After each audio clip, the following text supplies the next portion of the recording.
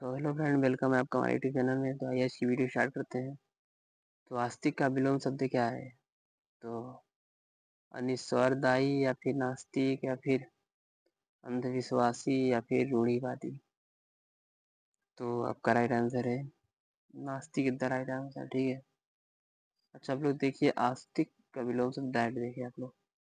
इसमें अनिश्वरवादी कहाँ हो रहा है? आप लोग देखिए अंधीवासी, रूढ़िवादी, सबसे कोई मतलब ही नहीं है, सब अलग ही दुनिया में है। तो आपका राइट आंसर इजली से हो जाता है नास्तिक। उसके बाद एक गौण का विलोम क्या है? विशेष है या फिर मुखी है या फिर सामान्य है या फिर अनिवार्य है? तो आपका राइट आंसर है मुखी द राइट आंसर। ठीक है। उसके बाद है स, ख, स, ह। किस प्रकार के व्यंजन है? तो अंतस्थ व्यंजन या फिर संयुक्त व्यंजन या फिर उष्ण व्यंजन या फिर वत्स व्यंजन।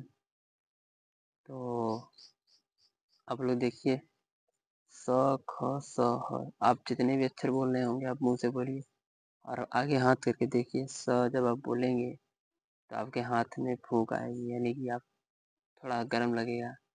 स जैसे आप बोलेंगे आपके मुंह से आएगी एक मतलब जो सांस आएगी वो थोड़ा गर्म आएगी। आप लोग चेक करिए।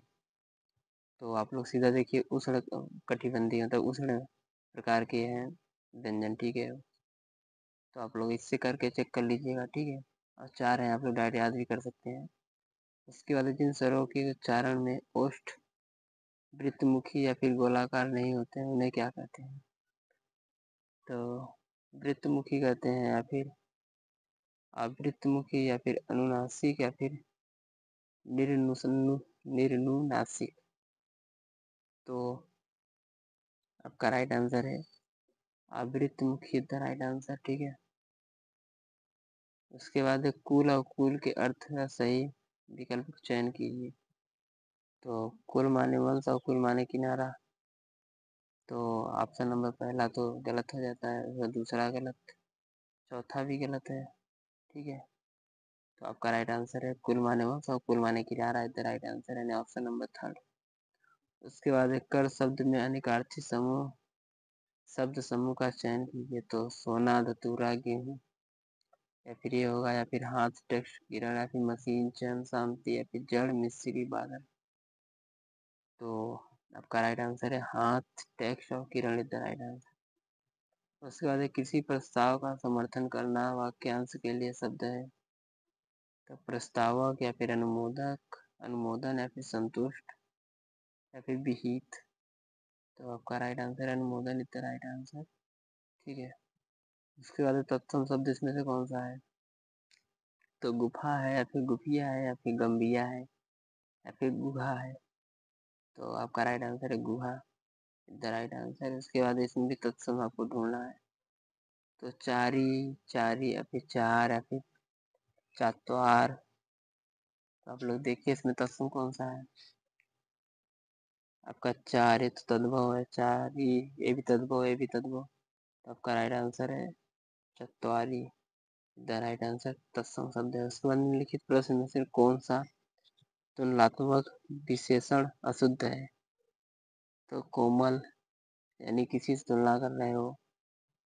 कोमलतर, ये भी वही हुआ। कोमलतम वही हुआ, लेकिन कोमलता ये बिल्कुल भी अलग है। ठीक है। उसके बाद निम्नलिखित में से विशेषण की दृष्टि से अशुद्ध वाक्य का चयन कीजिए।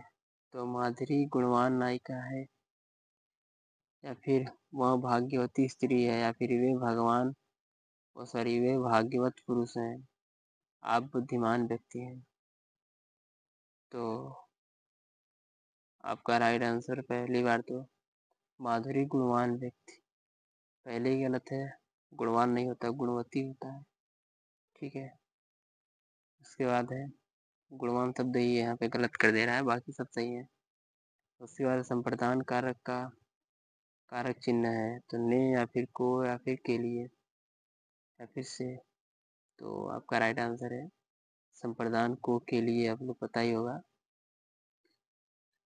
तो आपका right answer option number fourth is the right answer.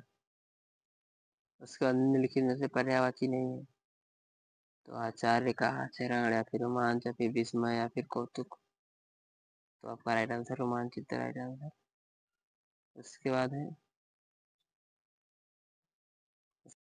है कोष्ठक में दिए गए विराम चिन्ह का नाम बताइए।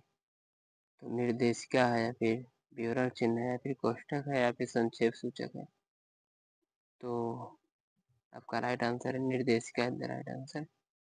विवरण चिन्ह कुछ इस प्रकार होता है, ठीक है।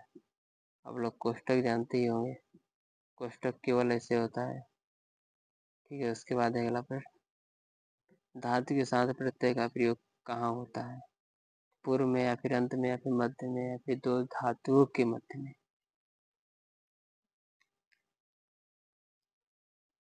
तो आपका राइट आंसर है अंत में, द राइट आंसर, ठीक है।